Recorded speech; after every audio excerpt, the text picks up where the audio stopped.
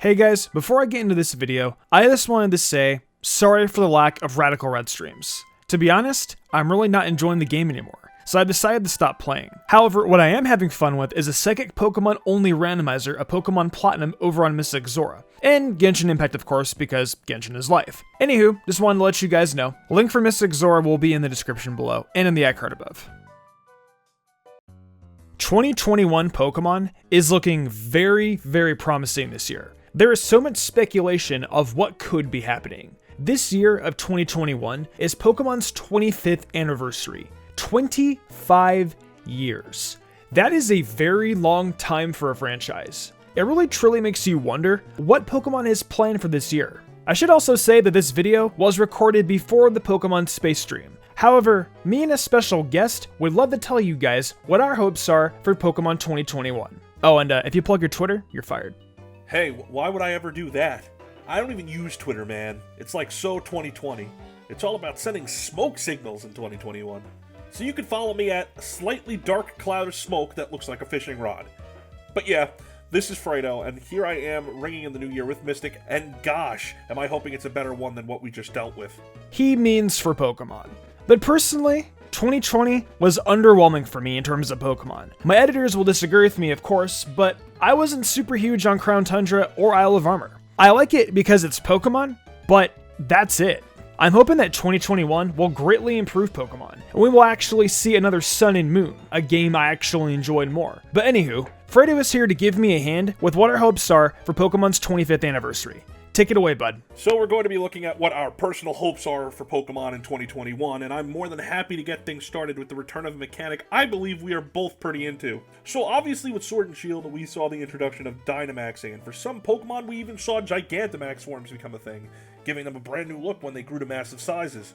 Well, I personally enjoyed Mega Evolution a bit more, and honestly, I'd love to see that mechanic return in some way to whatever releases Pokemon has for us this year.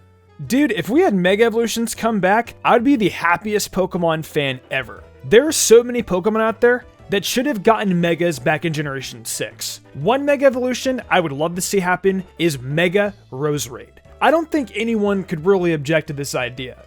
Of course, for all you Generation 5 fans, I would love to see more selection of Pokemon over there. And Gen 6 could use some Megas as well. Gen 7 Pokemon don't work with Mega Evolution in my opinion. Boy, to finally see that mechanic have the love shared with different generations would be great. Truth be told, the big thing about seeing Mega Evolution return in my eyes is that it shows Game Freak is now open to returning to older ideas well within a generation. Now, you can say they did that with Sun and Moon, allowing Pokemon to both Mega Evolve or use Z moves, but I personally don't see Z moves as something that should be on the same level as Megas or Dynamaxing.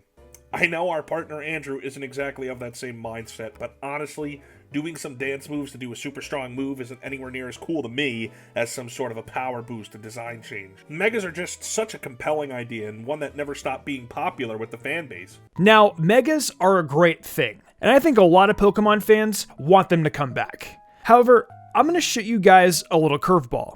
I want Mega Evolution in a Let's Go Johto-esque game. Now, before you Sinnoh fans come at me with torches and am I a joke to you comments about Diamond and Pearl Remakes, let me say I want Diamond and Pearl Remakes more than Let's Go Johto. But I am a diehard Johto fan, and I wouldn't be opposed to anything with newly improved Johto graphics. If Pokemon remade my favorite region of all time on Switch, I would play it, even though I'm not a huge fan of Pokemon Go and Let's Go. Let's Go did have Mega Evolution in Kanto though, so maybe we could get Mega Evolution in Let's Go Johto too.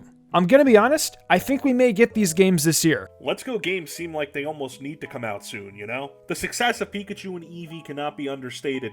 It brought people back to the franchise and introduced many young people to it for the very first time. It works hand in hand with Pokemon Go, which remains one of the most popular and lucrative apps on the mobile market, and since it plays in such a similar way, it's bound to do well. I'd go as far as to say, honestly, I don't see why Game Freak couldn't release a Let's Go game the same year that they do any mainline game. I know it would never happen, but I honestly think that they're really capable of doing so. I'd say that myself, I would greatly love playing Let's Go Johto, even if it's basically a carbon copy of Eevee and Pikachu in a different locale. The ease of shiny hunting would be a nice change of pace from grinding Dynamax adventures for one thing. However, it makes me wonder if they'd even let you go to Kanto in the postgame, as we're accustomed to, or leave it out entirely because of Pikachu and Eevee being so readily available in the system already. It'd be interesting to see. Let's Go makes us play older Pokemon games in high definition with some new mechanics. So why can't we just get old Pokemon games ported to the Switch then? I mean, to be honest, it beats paying $70 for a cartridge. There are people out there that can't afford $70. Port them to Switch. Make millions and make millions of people happy. It's a win-win situation. I know dang well I would be happy if I can finally reset for my Shiny Trico and Pokemon Sapphire. My battery is pretty much dry in there, and it's a pain in the ass to replace. Not to mention, the berry cycle and all my copies are pretty much whacked out. You've got to guess that if they did something as awesome as releasing older games on the Switch to be played, that you'd be able to send some Pokemon to Pokemon Home as well, which would greatly help those people still looking to complete their Pokedex in Sword and Shield and any future releases this generation. The main thing that would be nice, say they chose to release one game with Ruby and Fire Red and another with Leaf Green and Sapphire, would be that it wouldn't need to be fundamentally changed, since those games were originally on one screen anyway. You gotta think that the resolution would need to be changed for it to fit nicely on the screen of a Switch, but why not? I mean, if you guys follow Nintendo stuff when it comes out, there was apparently originally a way for the Switch to play 3DS games when it was first being developed. So maybe they have something in mind for dual screen games as well, which could see 4th gen or 5th gen games, as well as the 3DS releases, playable on a Switch. I would love to happily pay Nintendo once again to easily have access to some classic Pokemon games for the safety and comfort of my Switch. Talking about all these old Pokemon games sure does give me a nostalgia joyride. For those of you that are old, like me, do you remember actually having to go to Toys R Us and picking up a mythical Pokemon? Or picking up a shiny Suicune or Raikou from GameStop? I still have that, by the way. I want old events like that to come back. I met a couple of great friends that way, and it makes playing Pokemon a lot more interactive. All this crap about Mystery Gift and Pokemon handing out free legendaries and mythicals has been kind of getting to me. I miss back when Pokemon used to be hard to get, and I had to work for them. The IRL events were always so great, and I wished I could have done the Deoxys event too as a child. That honestly would have been so cool. Pokemon, please do this. Bring these events back. Hey, I remember that Raikou event. I got 2 back then, one in Soul Silver and I believe another in Platinum. Having events like those are so cool, where you'd have to go somewhere and either have a Pokemon put onto your cartridge or downloaded via Wi-Fi connection in the store. I get why they don't really do those anymore, but hopefully in the future there's something that can really phase back in from time to time. I want to go to GameStop, Toys R Us, well, somewhere I guess, and download a legendary, not pick up a code for one. Even if Game Freak and Nintendo wanted to do some sort of official convention outside of what Worlds is, that you can come to and get exclusive in-game stuff, that would be so awesome. I just really like the idea of obtaining a Pokemon by special means from somewhere, and unlocking some scripted event in the game that results in even more cool stuff. Gosh, you know, Pokemon just used to be so cool with their DS games and throwing all the stuff in there. If we could play them on the Switch and see some more events like the ones they had in future games, that'd be very cool. Okay, so I think we all know everyone out there wants Diamond and Pearl remakes. I'm a Johto man, but I want these remakes more than Let's Go Johto. Generation 4 definitely hit harder than some games in this series. I gotta say, if we didn't get these remakes this year, I'm gonna be pretty disappointed. There is so much potential that these remakes could have. One example could be the underground feature making a return. Imagine running around underground with a bunch of friends mining or taking each other's flags. Also, Cynthia on the big screen in full 3D HD, come on bro, you can't deny that. That's the best champion and waifu in Pokemon other than Karen. There's also a possibility for new megas, maybe new regional variants, emphasis on the maybe, or they could stick with Dynamaxing, which is okay I guess, but only if they put a decent amount of Gigantamax mons in. I personally want that mechanic out of Diamond and Pearl remakes, but I know damn well they are more than likely going to put them in. It is a Generation 8 mechanic after all. You know, I actually am all in on seeing some games for Sinnoh as well in 2021. Though, it is probably a bit different from what a lot of you are thinking. See, I don't want direct remakes of Diamond and Pearl for this release, no. What I want is flat out a new story and new characters in the Sinnoh region.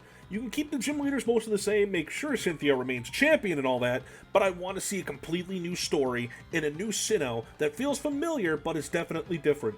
The last true remakes we got, Omega Ruby and Alpha Sapphire, gave the Hoenn region a brand new look while keeping things mostly the same. Where it excelled was in giving detail to things that previously weren't all that impressive in the original games. I want to experience Sinnoh like we've never done so before. I'm talking regional variants like Mystic brought up. Perhaps some new Mega Evolutions too. And yeah, why not Dynamax Pokemon as well? You gotta think after stopping Eternatus just as it was bringing on the Darkest Day, what's not to say that Power Spots and Max Raid Dens haven't popped up in Sinnoh? The world can easily be changed from an event like that, and honestly, I don't see why Game Freak can't sort of subvert expectations a bit and give us a brand new adventure in the Sinnoh region that isn't just a retelling of what we already know. Fredo, if they could implement Eternatus in the Diamond and Pearl remix, I would be fine with that. I love a good Pokemon story, and I'm all for that. If they can also implement a new wild area with more activities to do, I think I would also be okay with that. However, neither of us know what Pokemon will do, so we're just gonna have to wait. Anyways though, I think that just about wraps up this video. What are your hopes for Pokemon 2021? Let us know down in the comments below. Also, thank you so much Fredo for giving me a hand with this video. Hey buddy, no problem. Thank you for having me on. This is the first time it was just you and me doing something. And I think it's to start off the new year. I'm sure this has got Andrew sweating. His status as the Golden Boy is in trouble. Anyway, Mystic, have you ever heard my impression of you? Listen to this.